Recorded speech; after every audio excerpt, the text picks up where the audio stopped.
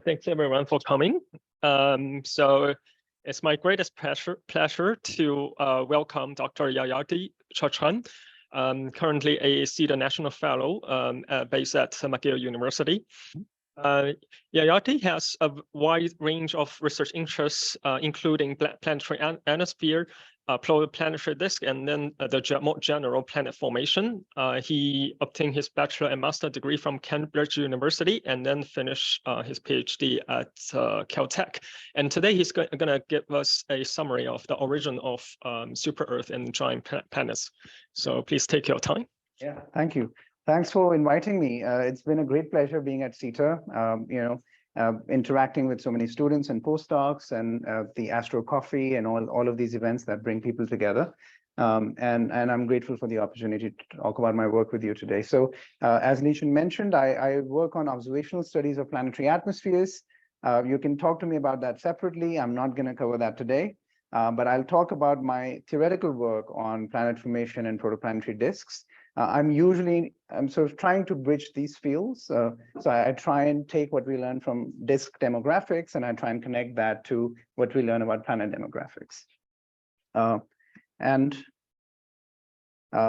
start off by showing you, our latest view of what protoplanetary disks look like. So planets form in these disks of dust and gas that are orbiting a newly forming protostar. The top row here shows you the gas disks around 5 of these stars that have been studied in greatest detail. This is with the ALMA telescope in Chile, and these small white boxes are the extent of the image in the millimeter continuum. So this is the image of the disks for their gas disk, and this is the image for their dust component. So you can see that the dust disk is a lot smaller than the gas disk, right? So dust has sort of evolved and moved closer into the star. Also, as I mentioned, we're looking at these disks here for the dust at millimeter wavelengths. So clearly the grains in the disk are quite large. I mean, in the interstellar medium, you expect the grains only to be a micron or a couple of microns at most. But in protoplanetary disks, these grains are clearly going to larger distances, which we can then see. So dust evolution and transport and growth is like the key process that controls, of stars and like planet formation around stars. And we know now that nearly every star has a planet around it. So planet formation is a robust process and an outcome of star formation. It happens around every star. So this diagram just shows you a schematic of the different regions of the disk that we view and at different wavelengths and what components of the disk they correspond to.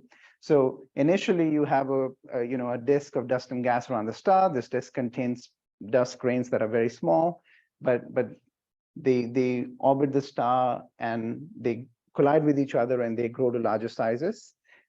When they grow to larger sizes, they radially drift in because the gas is partly pressure supported, which means that the gas is going around the star at a slightly lower velocity than the dust is. And that leads to the concentration of large grains towards the middle of the disk and closer into the star.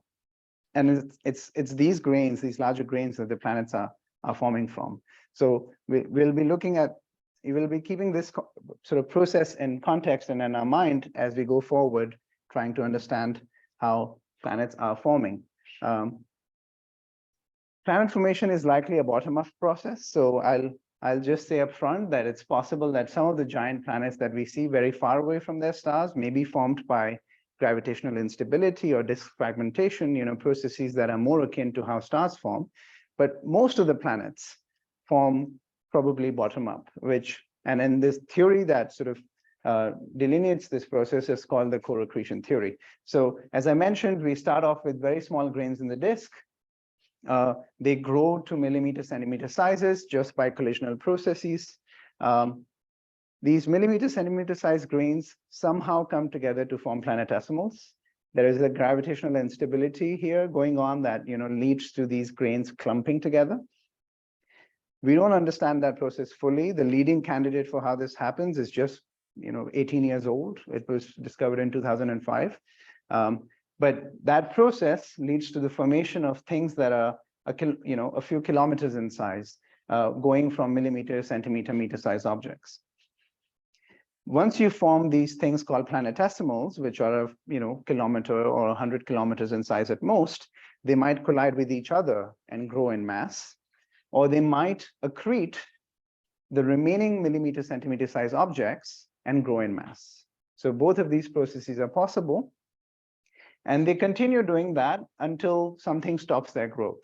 So for the Pebble case here, the planetesimal collision, so growing by accreting other kilometer-sized objects, this process is usually considered to be over when you have run out of things around you that you can accrete. And also, if you become massive enough that you excite the orbits of these objects, you can no longer accrete them, but you scatter them instead.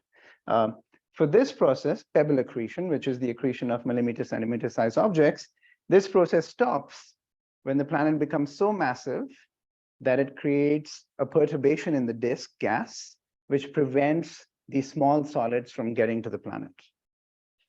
So once you've reached this mass, you're usually massive enough that you can start accreting some of the gas around, and use because of your gravitational influence.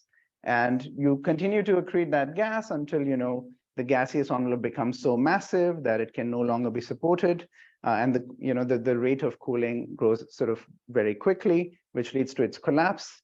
And then you accrete gas very rapidly to form things like Jupiter. So that's sort of this process which works over 12, 14 orders of magnitude, and that's how we think we go from micron-sized grains to 1,000-kilometer objects. So I've talked about this process at some length. Usually our theories about how things form are based on just the solar system, right? We have had hundreds of years to develop theories for how how the solar system formed, but that all changed with the advent of the exoplanet era, because now we have thousands of planets and thousands of systems for which the provenance of which we must explain. And we can try and start with the solar system theories and see whether they work for these systems or not. Usually we find that they don't quite work for the exoplanetary systems that we have found. And the objects that are of greatest interest to us are these so-called super-Earths, because they are the most common planets in the galaxy, and we have no counterpart of them in our own solar system.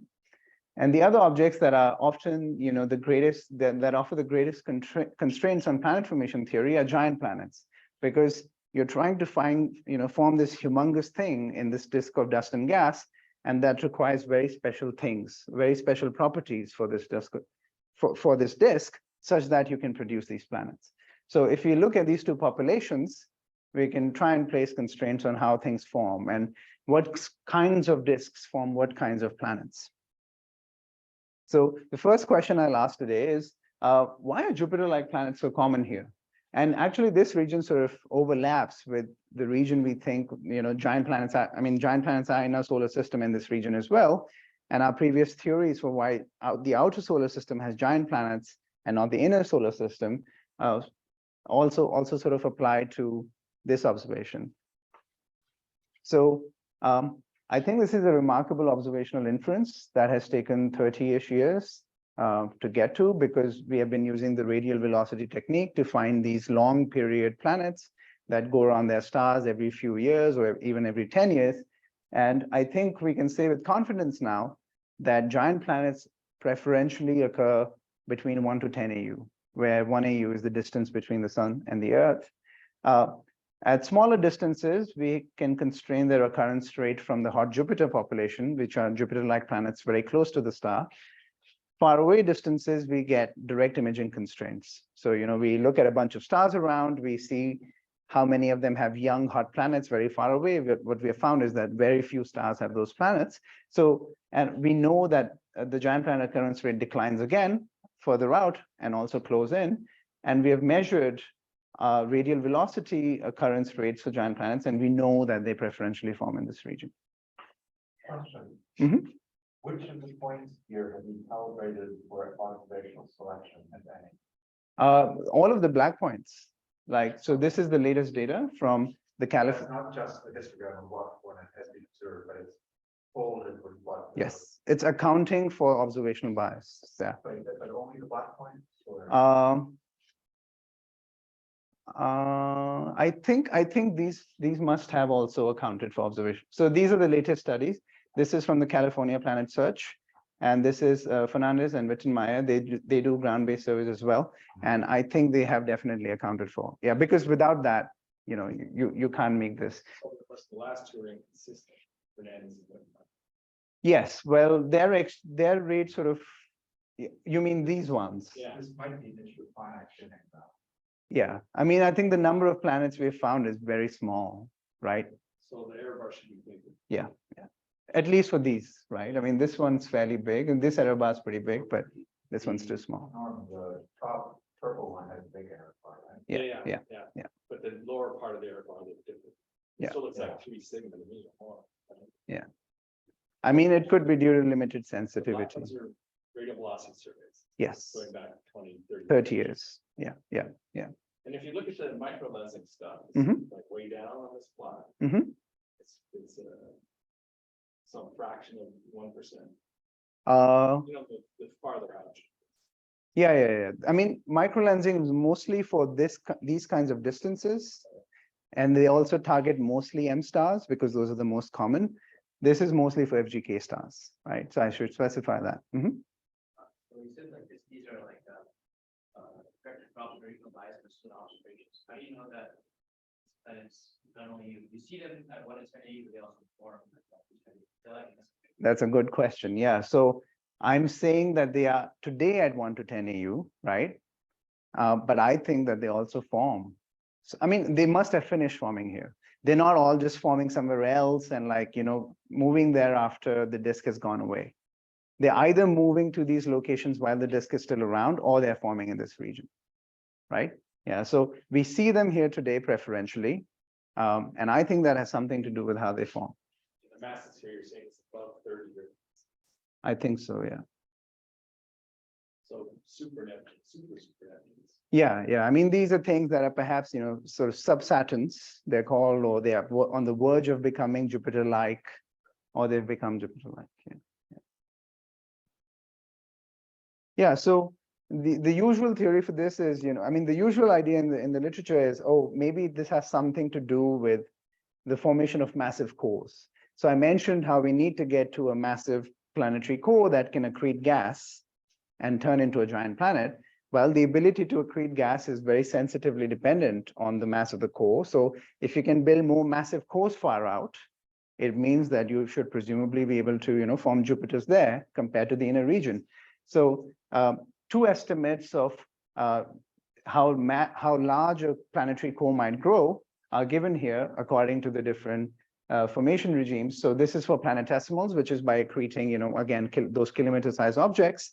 And you can see that it sort of rises pretty sharply with distance from the star. So this one, I mean, in this accretion paradigm, yes, you are making larger things further out, but the time scale for making those things grows very fast.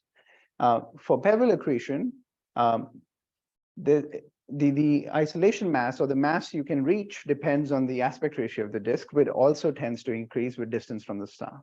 So you should be able to form massive cores further out with this method as well, right?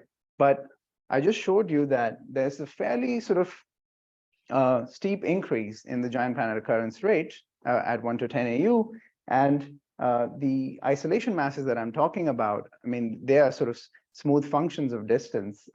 They don't show a sharp change like that. So I've been wondering if there's another reason why giant planets might preferentially form at these distances. And I wonder if it has something to do with their ability to accrete gas. So it's not just forming a massive core, but perhaps it has something to do with their ability to accrete gas. And the ability to accrete gas depends on the ability of this envelope around the planet to cool. And the cooling depends on the dust content of that planet's atmosphere. So for sort of most parameter regimes of interest to us, this cooling rate is set at the sort of hydrogen dissociation boundary. And there, you know, I mean, it's the H- opacity that matters most for cooling. And that opacity is controlled by the presence of sort of free electrons, which are presumably coming from things that are more easily ionized, such as sodium and calcium, which are present in the dust rather than in the gas. So I want to investigate whether there's a difference in the dust content accreted by a planet as a function of distance from the star. What I will look at is dust dynamics. So usually when this calculation is done for how much gas a planet accretes, we assume ISM like dust size distribution and dust to gas ratio, and we think it's independent of distance from the star. But that's not quite right, because I mentioned that grains grow to larger sizes, right, in the disk. And also the movement of grains produces highly non-monotonic dust to gas ratios.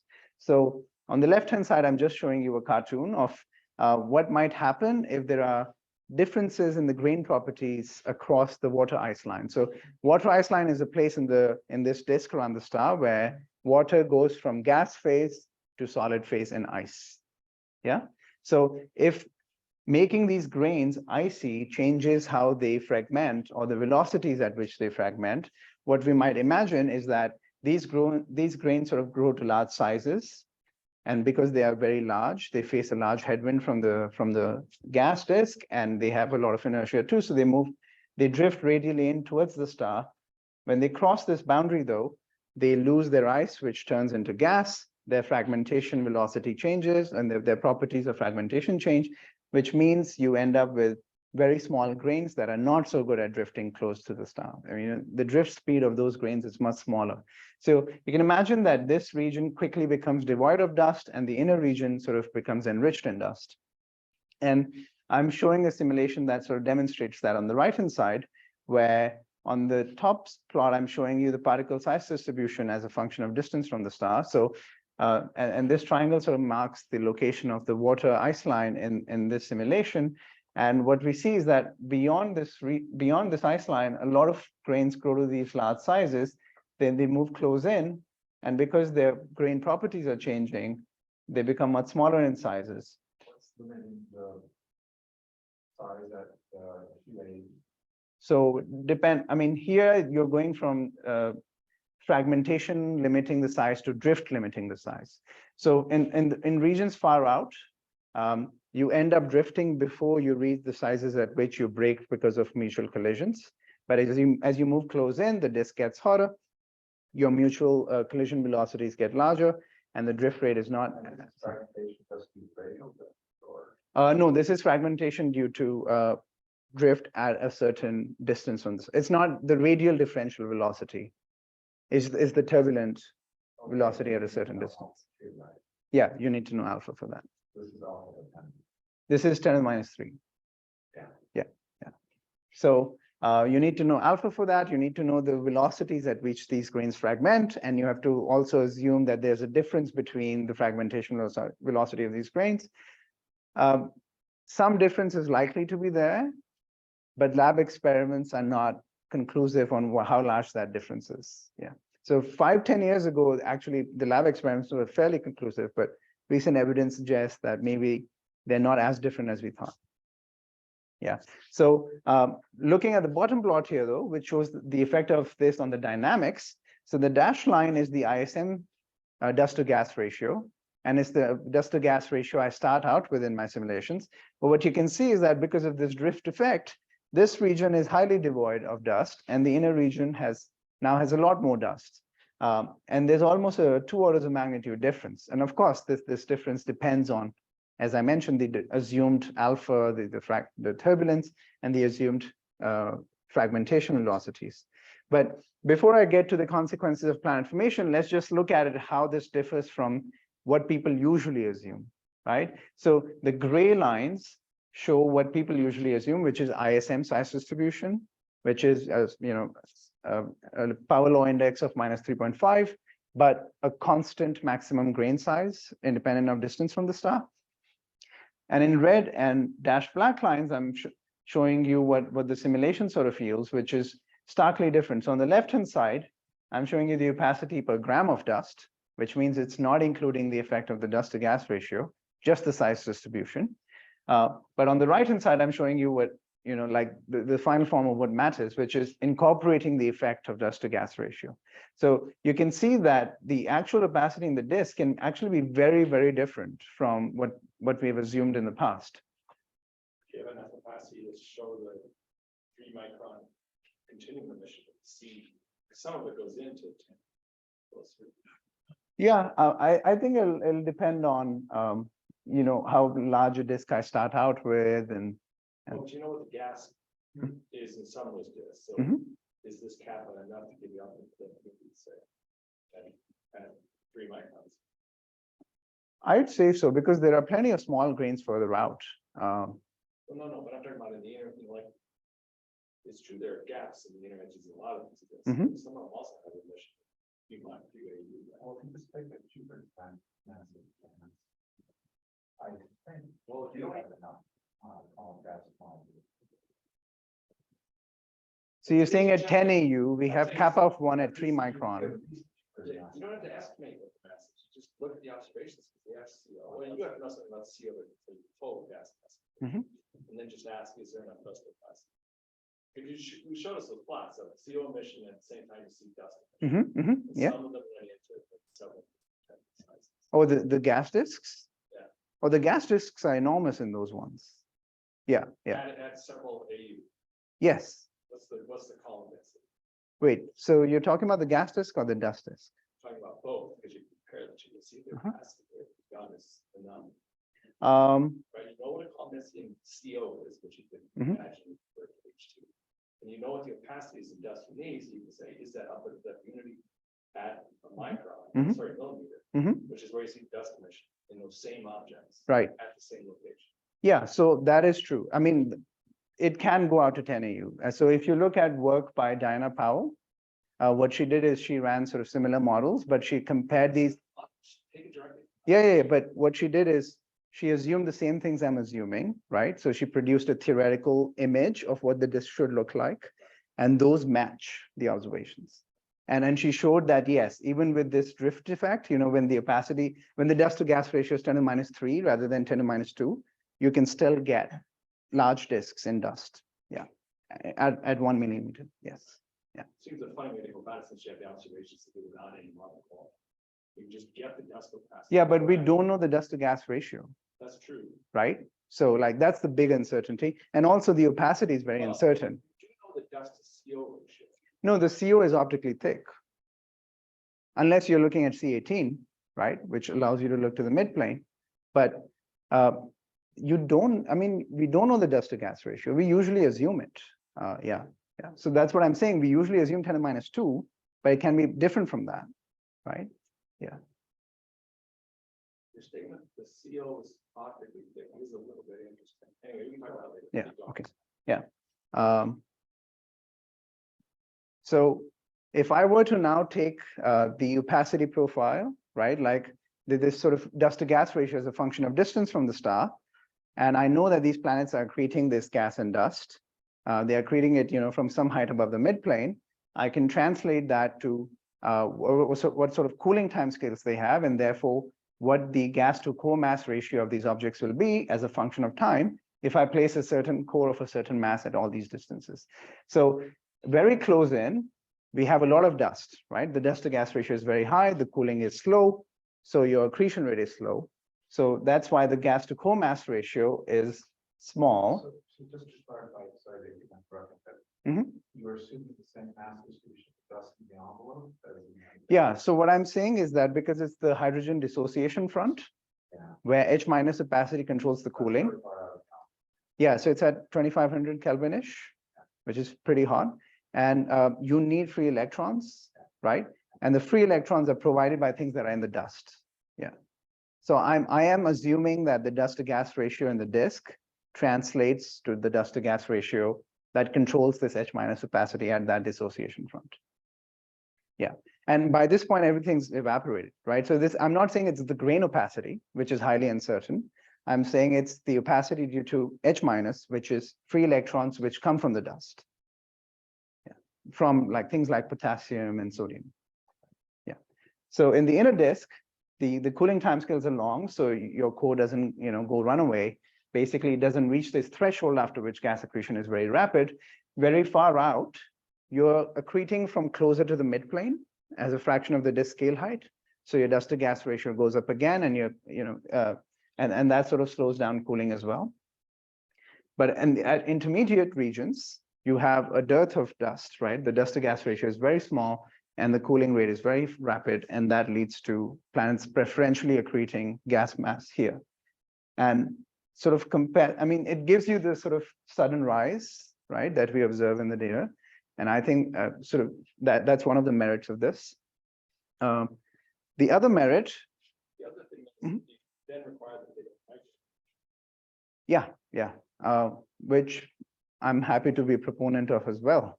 I know that people might disagree with me. I mean, I'm happy to talk about it, but I also, I mean, see, I think that planets, of course, I mean, we have evidence that they migrate, but I don't know if they migrate from 30 AU to 2 AU. Well, no, but what I'm saying is they don't migrate from 2 AU to 10 very often. Yeah. I mean, there's observational evidence for that, right? Like, well, the story used to be that everything migrated. The story used to be that everything migrated into the more 10th. Yes, that doesn't seem to work. It doesn't seem to work. You're putting the tighter constraint on that same argument. You're making everything 3 AU, and you're saying hardly any of it gets into. Yeah, and I would say that, I mean, I have another observational paper that looks at atmospheric composition of ultra-hot Jupiters and hot Jupiters to argue that maybe they originate in, on the lower end of this scale. So like perhaps around somewhere around here, and some of them get, yeah, exactly. Because there is evidence that they dynamically interact. I mean, they're not just necessarily smoothly migrating in. The warm Jupiters, perhaps half of them, but for the hot Jupiters, which are often misaligned and everything, there's something dynamically going on. But usually people look at their composition and say, oh, they may be formed at the CO snow line. And I disagree with that because it's so far out. I think that they more likely form in these regions where most giant planets seem to be found anyway. Yeah. So this is sort of the supporting evidence from the giant planet end of things. But there's also what I think is circumstantial evidence for a picture like this from the super Earth population. So on the left-hand side, I'm showing you these objects, it's a mass radius sort of diagram for some of the planets. And these are the usual sort of super Earths, where you can see that there's a whole bunch of these really strange objects that are giant planet-like in size, but just a few Earth masses more, like in mass. So what's going on with them? And we think that they somehow created a lot of hydrogen and helium, right? That's why they look so big. And because their mass is so small, the envelope is fairly spread out. So I think this picture allows us a sort of a consistent way of trying to produce these objects, super Earths that are presumably forming close into the star, they accrete a few % gas by mass, which is in agreement with observations, and super puffs, which we know accrete tens of % gas mass, and are also often present in resonant chains, which indicates that they migrated, presumably formed perhaps around these kinds of regions where gas accretion was favored. So all of this put together, perhaps there is some truth to this different accretion sort of favorability as a function of distance from the sun. And just to be sure I understand, you're saying that the accretion of accretion state depends on information about H minus of the outer planetary atoms. Yeah, so I'm saying it's controlled at the hydrogen dissociation front, where the opacity for cooling, because that's the innermost convective zone, which contains most of the mass of the envelope, that is set by H minus opacity. This is from Eve's work. We can talk about it. Yeah. No, and I'm not familiar with that. Go on. Yeah, sure. Yeah. Yeah. So putting that all together, perhaps there's some circumstantial evidence for this. But in general, even if we don't fully believe this, and even if the difference in the grain size between the two regions is not so big, what I want you to take away from here is like, we shouldn't assume the ISM-like size distribution, and we shouldn't assume ISM sizes. That is incorrect. So I've just talked about why Jupiter-like planets are common there. But what I want to also look at is planet occurrence rate and its dependence on stellar mass. So observations also tell us that giant planets are much rarer around M stars, so lower mass stars. This is from a paper that just recently came out. The green and the purple, sort of the pink dots here show you the occurrence rate for Jupiter's as a function of distance from the star for FGK stars. And these three other data points are measurements from different surveys. So we know that giant planets are rarer around stars. Like, we have a lot of evidence to suggest that. We also know that often giant planets are more common around stars more massive than the sun. Especially all of the directly imaged giant planets are present around stars more massive than the sun. So that's sort of shown on the right-hand side here from the GPI survey. So that's one of the observations. The other observation is that super-Earths, which I mentioned are the most common planets in the galaxy, are even more common around M stars. So on the left-hand side, this is from the Kepler survey, and what they find is that as a function of stellar temperature, effective temperature, which is stellar type, super-Earths become more common. And this is from Geismulder's original paper from 2015, which looked at Kepler data to make the same inference. So two kinds of planets, very different behaviors in occurrence rate as a function of stellar mass. I want to explore the hypothesis that perhaps this has something to do with how planets form by Pebble accretion. So small objects, millimeter, centimeter size objects. And the reason I say that is because the formation of super-Earths requires the formation of a few Earth mass, rocky solid cores, which we can form from pebbles. And also for giant planets, you have to form things that are, 10 Earth masses or so. And pebbles are the way to go to make them quickly and in time and so on. And both of these processes depend on the efficiency of solid accretion. So what is the process of Pebble accretion? Before I'm, sort of move on and get into the details, you can imagine a sort of a protoplanet embedded in a gas disk. It might accrete solids that are just thrown at it geometrically, right? The cross section of accretion might just be equal to the size, like the pi r squared of the planet, and that's the geometric regime. If you do the calculation, you'll find that planets don't grow very much by this process. It's a very, very slow process. Another process that was sort of noted in the 60s is that, well, planets have gravity, right? So they deflect the orbits of things that are going close to them, which essentially makes the area of cross-section larger. Because even if you weren't going to hit it geometrically, you're going close enough that the planet deflects the orbit to get accreted. Still fairly slow. The third process is what is Pebble accretion. In this process, what happens is that the encounter time between this millimeter centimeter size grain object and the stopping time, which is the time over which the gas removes memory of the velocity of these grains, is the stopping time is smaller. So it means that the gas is strongly interacting with the grain during the time the grain is encountering the planet. The second condition is that the grain is very likely to settle in the time it's encountering the planet. And it's settling because it's feeling the gravity of the object and it's getting accelerated towards it.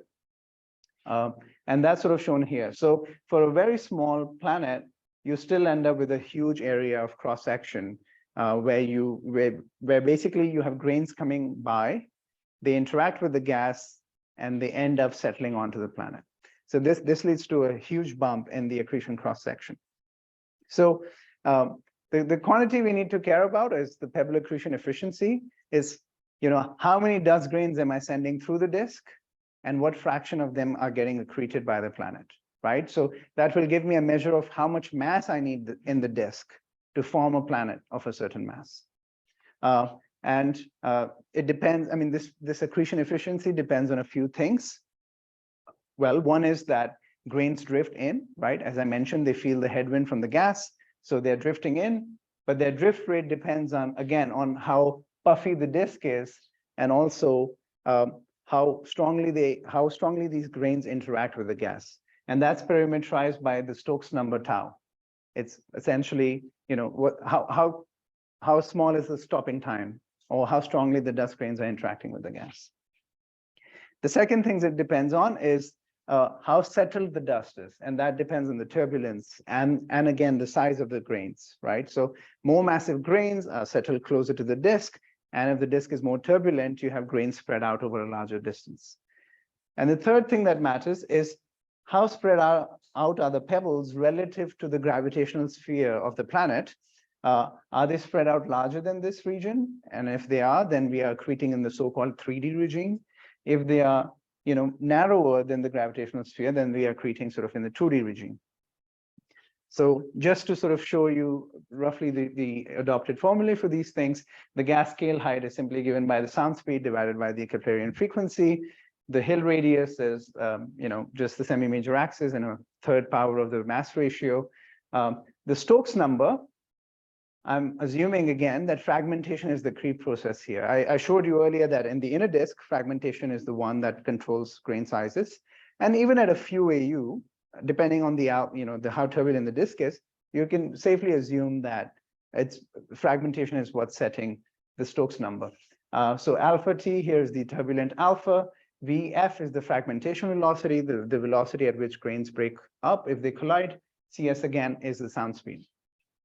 And this is how well settled the dust disk is. This is a fairly simple prescription, but if alpha is larger, H dust is large. And if the Stokes number is large, H dust is small. Yeah? This must happen for the gas. Yes, all of this game has to happen before the gas disk goes away. And the lifetime of these things is a few million years, 3, 5, 8, 10. Yeah, so you have to go from micron-sized grains to planets in that time. Yeah. So these grains are drifting by, and eventually you'll empty out the reservoir of dust grains, right? So that's why this process, I think, controls what you can form. Yeah. Mm-hmm. The depth line in the figure and the one by the previous slide, but does that be sorry, the Hill radius? This is the Hill radius, yes. And the previous slide, when you showed the geometric and the other two. Sorry, not that. Previous that one. That's my also Hill radius. That's also the Hill radius. I should have specified. But this is a cartoon, of course. Yeah. So I was going to do a whole Blackboard thing to get to these expressions, but with streaming it on Zoom and everything, I decided not to because it makes things a little more complicated. But just to sort of give you an idea of how these efficiencies scale in the two different regimes, in the 3D regime, it sort of just goes as proportional to the Keplerian frequency, which is just the period, essentially, and the temperature of the disk to the power -2. In the 2D regime, it's temperature to the power of -2/3. Now, how does temperature vary with stellar mass, right? So I'm trying to form planets at a single omega for a bunch of stellar masses at the same period. So I don't really care about omega's dependence on m star here. But what I do care about is how T depends on m star. Now, how T depends on m star depends on whether it's viscously heated or passively heated. Passively heated means it's just getting heated by the stellar light incident on the disk. This has more to do with viscous dissipation, right? So in the viscously heated regime, the temperature of the disk almost goes is almost proportional to m star. So I'm assuming that m dot goes as m star squared, which is the usual assumption, and that's supported by data as well. Although there's a big spread. I know Norm's not happy, but there's a big spread. But it goes as m star to the 4/5. And in the irradiation regime, I'm assuming that the luminosity of the star depends on m star to the 1.5, which is what we get from mist models and like pre-main sequence models.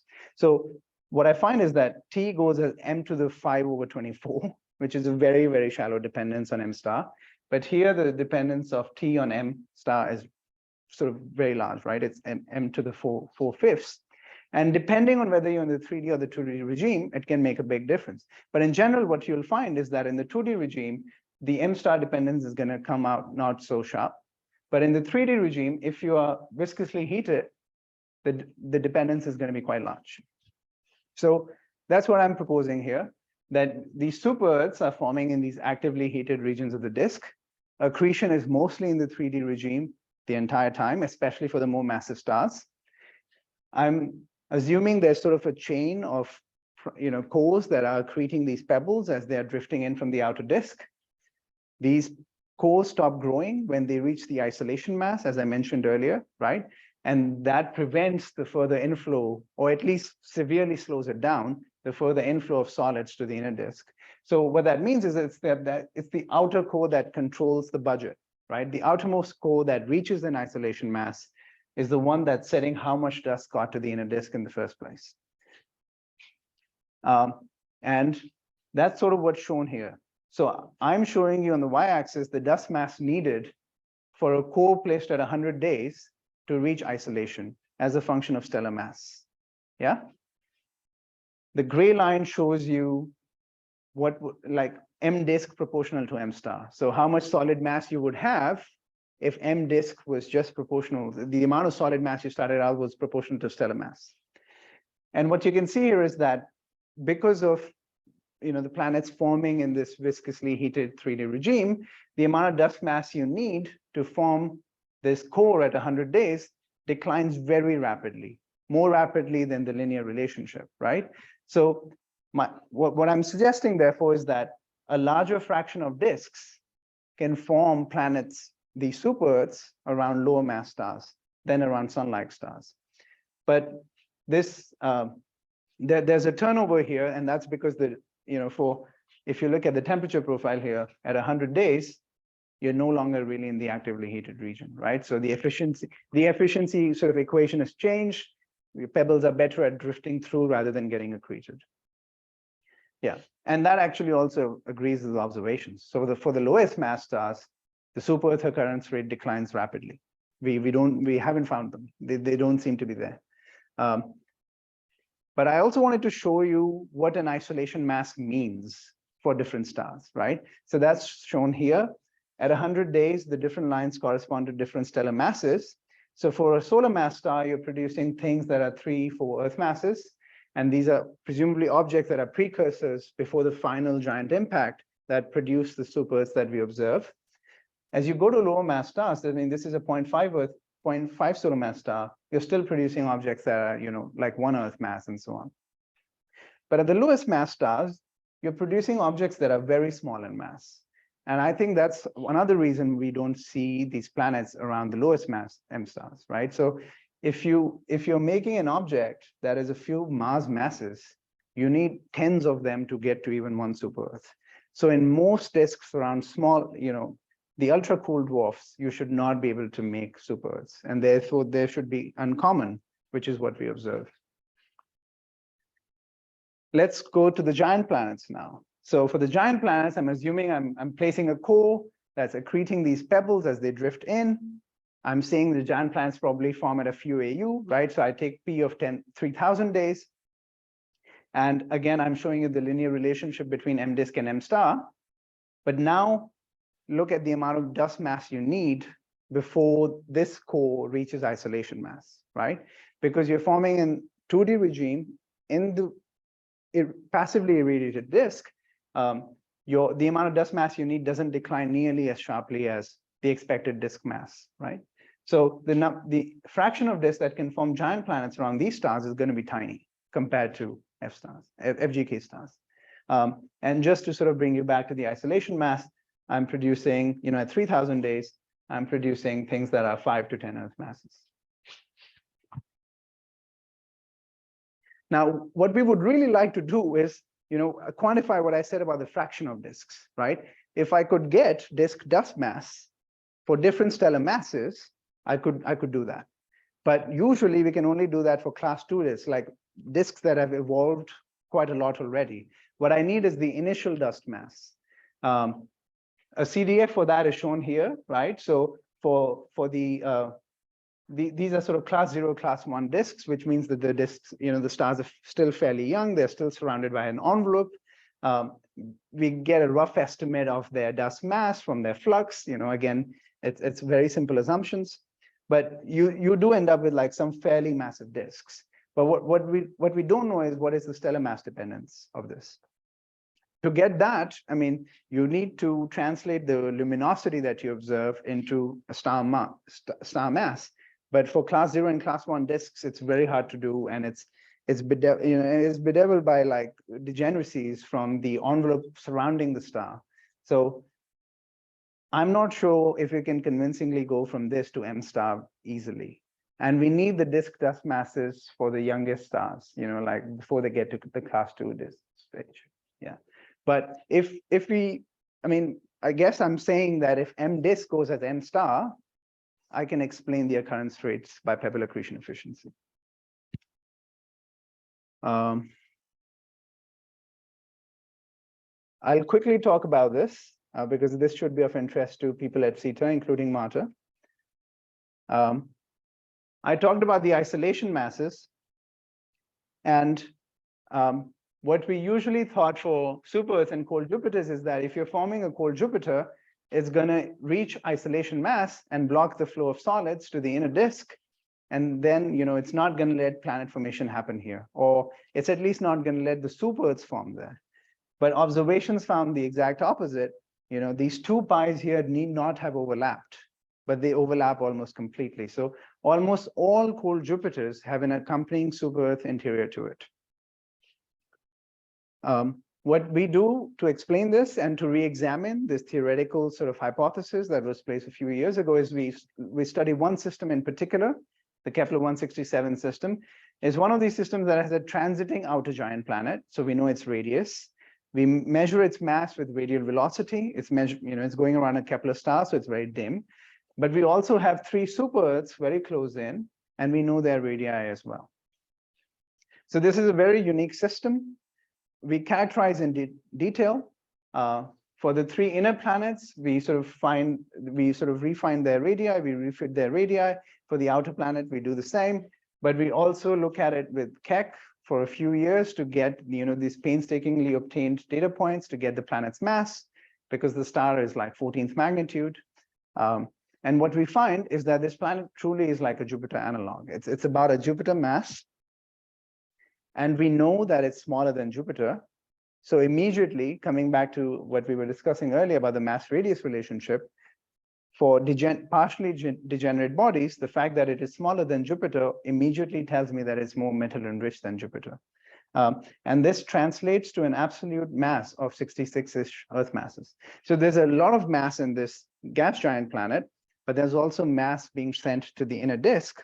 So how do these inner super Earths form with outer giants? This may become a barrier to inward drift, but let's try and evaluate this. So before I move on to that, I want to find what disks can form giant planets in the first place. And what I find is that you can form a giant planet as long as the seed which turns into a giant planet core is formed relatively early. So at 10 to 100,000 years. If it forms too late, you can't really form a giant planet core. It also helps to have a larger disk, because then your dust mass is placed far away from the star, and it takes its time to move to the inner disk where you're forming this core. And of course, the most important thing is how much solids you start out with.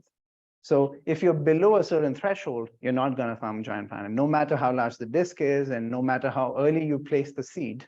So you need a certain lower threshold. Now, the question I can ask is, while this giant planet was forming, how much dust mass did it let through to the inner disk? And this comes back to the efficiency problem, right? So how efficient is this core formation? And I can compare that to how much dust mass we need to form super Earths, right? So this initial assumption that we had that if it's not enough mass to form the super Earths is incorrect, which I show here. So if I'm forming a 15 Earth mass core for a giant planet, it's letting more than 130 Earth masses of solids to the inner disk, because the accretion efficiency is just about 10%, right? So a lot of dust gets to the inner disk, and this is regardless of when this giant planet core seed started forming. And what we find is that the amount of dust that gets to the inner disk is actually greater than how much dust we think we need to form super Earths by either Pebble accretion or planetesimal accretion. So that's a fairly robust conclusion. Here, what I'm showing you is same results, but I'm fixing the time at which the seed is introduced, but I'm varying the final mass of the giant planet core, right? So that also controls how much dust gets to the inner disk. But regardless of what I assume, I am above this threshold. So what I've just showed you is that as long as the disk can form a giant planet, it lets enough stuff to the inner disk to form a super Earth, right? So what I can do is I can take this model, and for Kepler-167, for which I know the total amount of solid mass in the giant planet, I can place three conditions. I can say that this core needs to reach isolation mass by 1 million years or so that it has enough time to undergo runaway accretion. I can also say that the amount of dust mass remaining beyond this planet ought to be equal to, how much dust mass you need to explain its bulk metallicity today, or its its metal content today. The third condition is that it needs to let enough stuff through to the inner disk to form the super Earths we observe. So when I do this, I find that this condition is automatically met every time. It's these two conditions that control which systems can form such cold Jupiter super Earth systems. And I can sort of turn that into a contour line for how much disk mass I need as a function of disk radius. And what I then do is I compare that to the observations of class 0 and class 1 disks that I just showed you. So I've taken the radii from ALMA because you are at a lower wavelength, so you can see the disk further out, the dust disk. But I've taken the masses from VLA because we usually assume the disk is optically thin, which is a more valid assumption at the VLA wavelengths. And after accounting for the IMF and like the stars we don't see and the disks we don't see, I find that 10 to 20% of these disks can produce giant planets, and therefore these giant planets within a super Earth, which is commensurate with the occurrence rate that we measure for these objects, which is about 10 to 20%. So just to conclude, I've talked about how giant planet occurrence rate peaks at intermediate distances, and I think this might have something to do with dust dynamics and producing an intermediate region with a low dust to gas ratio that leads to higher accretion rates, gas accretion rates. I've talked about how the giant planets are rarer around lower mass stars, and I think that has something to do with how much dust mass you need to go from a seed to a giant planet core as a function of stellar mass. For super Earths, which are more common around lower mass stars, the threshold for reaching isolation mass is actually lower. So maybe this is the reason why a larger fraction of disks around these stars can form super Earths. And finally, the fact that cold Jupiters are often accompanied by inner super Earths it's not a contradiction of theoretical expectations. In fact, it's a consequence of them. A disk that can form a giant planet will most likely let enough stuff through to the inner disk to form super Earths, thereby explaining their correlation. And with that, I will stop.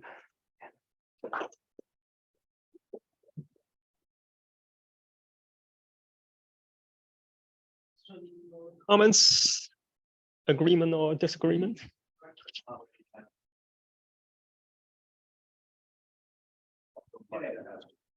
Okay. This one? On the bottom of it, this saying that you still have planets, planets form really far out. Yeah, but as I mentioned, they might not be forming by core accretion. Right? So they're not trying to go bottom up. They might be forming by disk fragmentation. I mean, think about at 30-40 AU, forming a 5 Jupiter mass object by forming a massive, it's very challenging. It's very challenging. The timescales are just too long. They're also very rare. They're also very rare. Yeah. So you're not forming them very often. Planets here are nearly 10 times more common than planets far out, There's one question from online, Marta. Yeah, hi, Yayaati. Great talk. So I had a question on the last part of your talk. So you described how the timing of these gas giant cores really controls how much dust gets to the inner disk where these super Earths are forming. Mm-hmm. And so I was curious if you would expect to see a correlation between the number of inner super Earths or the masses of those inner super Earths with the presence of an outer gas giant, depending on the timing of that core formation. Yeah, so what I would say is that it might be correlated with the isolation mass of that giant planet. So, I mean, this plot is showing you, okay, how much dust mass gets to the inner disk. And you can see there's a lot more mass if the seed is forming later. But also that if the isolation mass of the giant planet core was larger, you're probably ending up with more mass getting to the inner disk as well. So both of these things would control that. Now, how do I go with a certain dust mass available in the inner disk to super Earth properties is a difficult question. Like, I can say that there's enough mass to form the super Earths, but how much, having more mass, does that mean I make more planets or more massive planets? We are not so good at predicting multiplicity of super Earths from formation models. Like that usually depends on how many seeds we start out with, and how closely spaced we think these planets are. So going from from first principles to saying the properties of super Earths, how they depend on the mass available, that's still unsolved. But it's a problem of great interest to me, and I think maybe observations can guide us. So it would be lovely to look at whether super Earth properties depend on giant planet properties, and if there's a correlation or like something there, yeah. So maybe the observers can answer that question and guide the theorists, because I would say that predicting super Earth multiplicity and its dependence on stellar mass is still unsolved, and it's not an easy problem because it's so dependent on what seeds you assume and how. Yeah.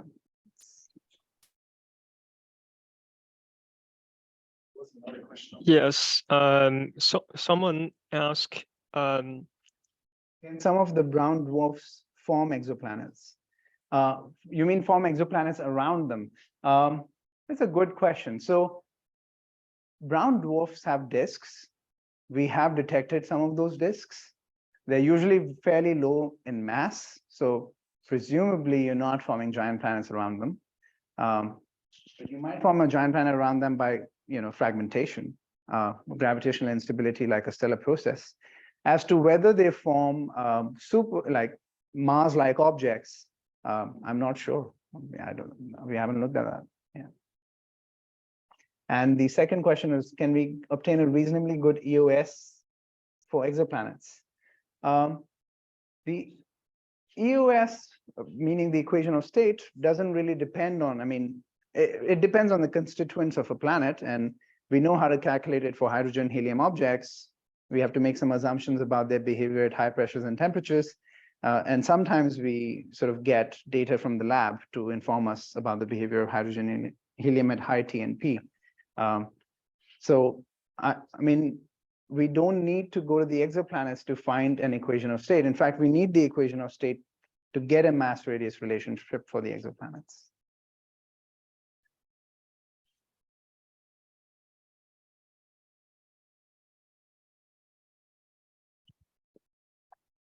all right. Any other question from online or? Okay, if there's no question, then let's move on to the discussion, and let's thank the speaker again for the nice talk.